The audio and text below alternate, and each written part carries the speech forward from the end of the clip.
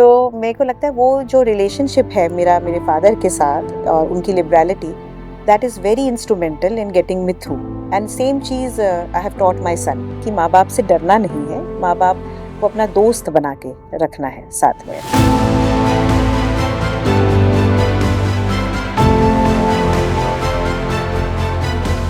मैं निहारिका राय हूँ, आगमुट काडर की IAS ऑफिसर हूँ 2005 बैच से।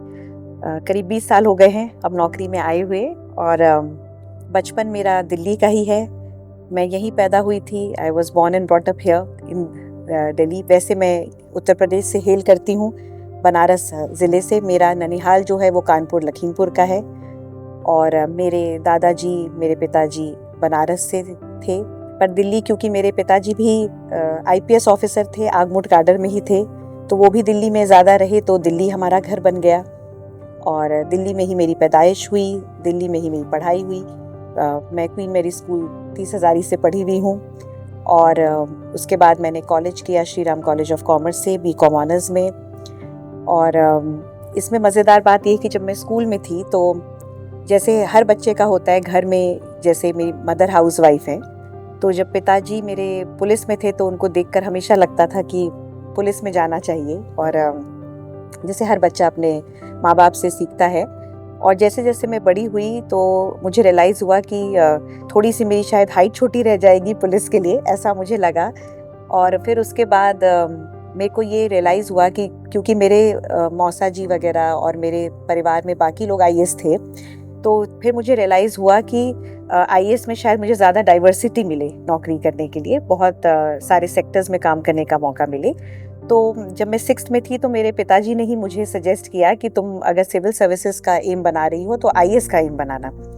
तो मैंने उस वक्त ये नहीं सोचा कि IAS आएगा कि IPS आएगा कि फॉरेन सर्विस आएगी, बस पढ़ना है, सिविल सर्विसेज देना है, ये मेरा एम था शुरू से।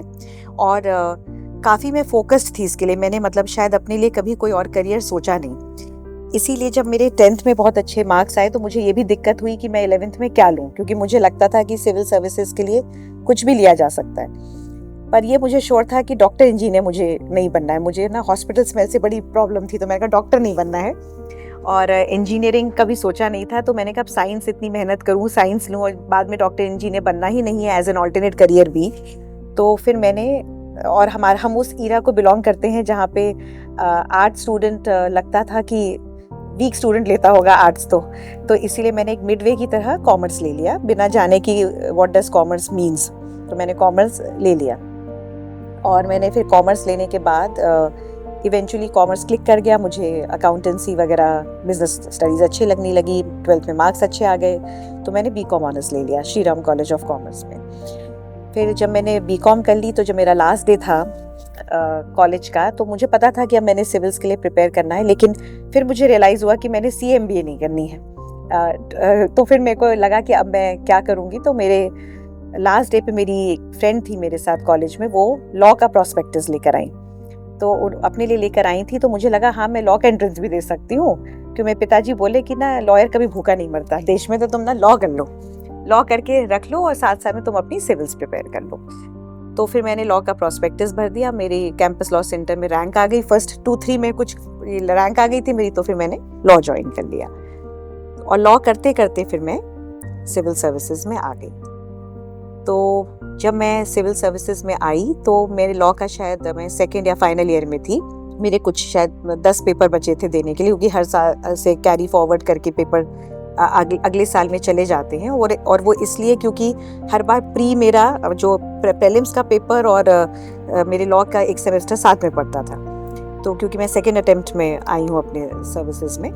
सो फिर क्या हुआ कि जब मैंने लॉ का फाइनल ईयर आया, मेरा रिजल्ट UPSC का पहले आ गया, लॉ के पेपर बचे हुए थे कुछ, तो सबने मुझसे बोला कि अब पेपर क्यों देने हैं लॉ के। तो मैंने कहा जब मैंने 2 साल लगाए हैं एक अपनी ज़िंदगी के एक पढ़ाई में, एक डिग्री के लिए, तो मैंने पूरी करनी है अपनी डिग्री।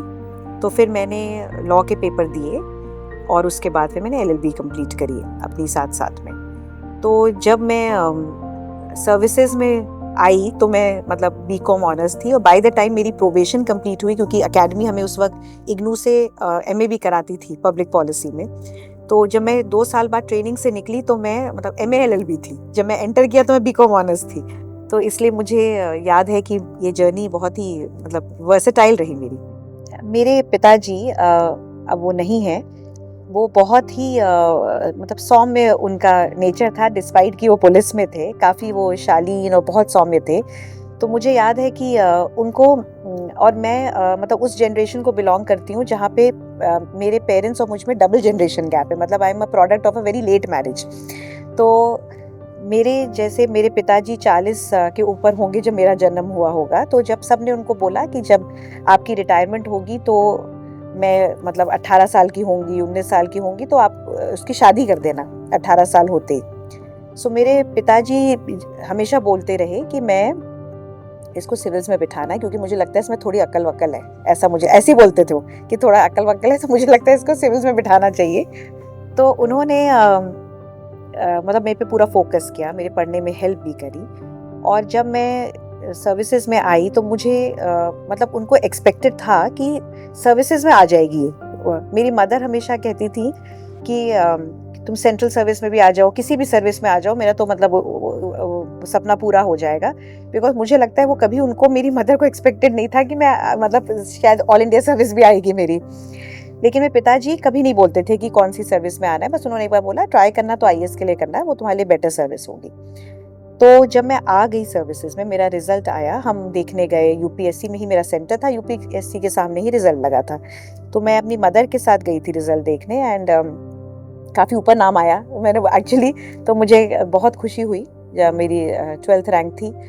तो फिर मैंने वहाँ से अपने पिताजी को फ़ोन किया, फिर मैं वापस आई और बस मैंने शायद अपनी पूरी ज़िंदगी में पहली बार मतलब एक उनका, मुझे याद है, आँख से एक आंसू निकला था साइड से, मतलब दैट, एंड उसके अलावा उनका कोई रिएक्शन नहीं था। तो ये नहीं कि उन्होंने मेरे को कुछ चिपटा लिया हो या बहुत खुशी दिखाई हो कुछ, बस एक उनका आंसू निकला और उन्होंने बोला चलो अपना सपना पूरा हुआ। उसके बाद हमने कभी बात नहीं की सर्विस के में आने के बारे में। मतलब इस तरह का मेरा वो रहा है बचपन और रहा है हमारे घर का माहौल। तो मतलब किसी चीज़ को हमने बहुत ज़्यादा मतलब हाइप करके वो नहीं किया। ऑफ कोर्स बाकी सब लोग बहुत ज़्यादा खुश थे, मतलब they were calling me, my friends, relatives, media, so many people. लेकिन जो मेरे अपने घर वालों का रिएक्शन था दैट वाज वेरी नॉर्मल। और मुझे याद है कि कुछ लोगों ने मेरे पिताजी से उस वक्त कहा कि आपकी बेटी आपसे बहुत आगे निकल गई। तो उन्होंने कहा कि वो गुरु ही क्या है जिसका शिष्य उससे आगे ना निकले। तो और मैं मानती हूँ कि मेरी कामयाबी में जो भी मैंने ज़िंदगी में पाया वो ऑफ कोर्स मेरे माँ बाप का कहीं ना कहीं पुण्य रहा होगा, क्योंकि वो बहुत ही ज़्यादा, मेरे पिताजी काफ़ी हेल्पफुल थे। बट उससे ज़्यादा मैं मानती हूँ कि मेरे पिताजी ने मुझे मतलब अगर हम कहीं, आज भी लड़के लड़की का फ़र्क उतना रहा नहीं, मतलब मैं आज से 30-40 साल पहले की बात कर रही हूँ। उन्होंने मुझे बिल्कुल मतलब भेदभाव से नहीं पाला, बिल्कुल मतलब लड़कों की तरह पाला, जिसको आप कहते हैं, जैसे हम कह सकते हैं, जैसे आज का हम जितनी फ्रीडम, जितना ट्रस्ट शायद उस वक्त अपने बच्चों पे, बेटों पे करते थे, उससे ज़्यादा ट्रस्ट उनको मेरे पे था। तो उन्होंने कभी मेरे को किसी चीज़ का फ़र्क नहीं किया, उन्होंने कभी मुझे कोई रोक टोक नहीं की, कभी मुझसे पूरी ज़िंदगी में नहीं पूछा कि कहाँ से आ रही हो, कहाँ जा रही हो। और जबकि मैं मतलब, क्योंकि एक अंडरस्टैंडिंग थी उनको कि जा रही होगी तो कोई पढ़ नहीं जा रही होगी, कुछ कर नहीं जा रही होगी, तो he was not bothered about me. मतलब टू द एक्सटेंट कि उन्होंने कहा कि देखो मेरी मदर भी ये कहती थी कि कोई भी, जैसे कितने भी बड़े घर में शादी हो, कुछ भी हो, इकोनॉमिकली इंडिपेंडेंट रहना है, नौकरी ज़रूर करनी है। तो वो मेरे पिताजी, उस ज़माने में लोग कम बोलते थे ये बातें कि मतलब ये कंपल्शन है। तो मेरी जो बचपन था वो भी उसी तरह से ही मुझे ढाला गया था कि आपने इंडिपेंडेंट रहना है। सो ये नहीं है कि किसी पे निर्भर रहना है और उस तरह से खाना बनाना सीखो, ये करना सीखो, वो करना सीखो, बिल्कुल भी नहीं। मेरी मदर को कभी बीच बीच में लगता था कि अपना कहीं अकेली रही तो खाना कैसे बनाएगी, इसलिए वो बोलती थी बीच बीच में कि तुम खाना बनाना सीखो, कुछ बनाना सीखो। और मैंने सर्विस में आने तक मतलब कुछ नहीं सीखा, और जब मेरी सर्विस में आने के बाद 2 महीने थे बिफोर ज्वाइनिंग द एकेडमी, तो मैंने उनको कहा मैं अब तो मैं बिल्कुल फ्री हूँ, अब आप मेरे को खाना बनाना सिखा सकती हैं। तो उन्होंने बोला अब तुम्हें ज़रूरत नहीं खाना बनाने की, अब तुम्हें बनाने वाला कोई मिल ही जाएगा, तो तुम अकेली नहीं रहोगी, तो तुम अपना अब ज़रूरत नहीं है तुम्हें सीखने की, शौक है तो सीख लो, नहीं तो कोई ज़रूरत नहीं है सीखने की। शौक मुझे बिल्कुल नहीं था, तो इसलिए फिर मैंने कुछ ऐसी चीज़ नहीं सीखी। लेकिन मेरे पिताजी का जो मेरे पे फेथ था, वो मुझे लगता है हम कहते हैं कि हर कामयाब लड़की के पीछे एक हमें माँ को शिक्षित करना चाहिए, पर मेरा ये मानना है कि हर कामयाब लड़की के पीछे एक ओपन माइंडेड फादर होना बहुत ज़रूरी है, क्योंकि ऐसी कोई भी शायद मदर नहीं होगी जो अपनी बेटी को बिल्कुल दबा के या बढ़ने नहीं देना चाहती होगी। लेकिन जो घर के पुराने ज़माने में लोग जैसे कहते हैं, घर के जो आदमी होते हैं, फादर्स होते हैं, ब्रदर्स होते हैं, उनका आउटलुक ओपन माइंडेड होना बहुत ज़रूरी है। मतलब मेरे फादर वॉज एक्सेप्शनल, मतलब he was too liberal. I don't know इतनी लिबरलिटी कहीं होती होगी कि नहीं, टू द एक्सटेंट कि मेरी लाइफ में जो भी चेंजेस आए फिजिकली कैसे भी आए, I always share with my father, I never share with my mother. मुझे लगता था कि वो he will take it more maturely. तो मैंने हर चीज़ अपनी लाइफ की अपने फादर से शेयर करी है, अपनी हर अप्रीहेंशन, अपने ग्रोइंग का हर फेज़, जो मेरे साथ अच्छा हुआ बुरा हुआ। और जब मैं कॉलेज गई तो जैसे हर कॉलेज में होता है, रैगिंग हुई, लड़कों से गप्पे शप्पे हुई, आई always share with my father, I never share with my mother. तो मेरे को लगता है वो जो रिलेशनशिप है मेरा मेरे फादर के साथ और उनकी liberality, that is very instrumental in getting me through. And same चीज़ I have taught my son. तो जो मेरा बेटा अब 11th में है, तो वो भी बड़ा हो गया है, तो उसका मेरा रिलेशन भी वैसे ही है एग्जैक्टली। मतलब मैं मेरे हस्बैंड में बेटे का रिलेशन एग्जैक्टली वैसा ही है, मतलब it's like friends. I was brought up like a friend to my parents. तो वही चीज़ मैंने अपने बेटे को भी सिखाई है कि माँ बाप से डरना नहीं है, माँ बाप को अपना दोस्त बना के रखना है साथ में। So that is very very important.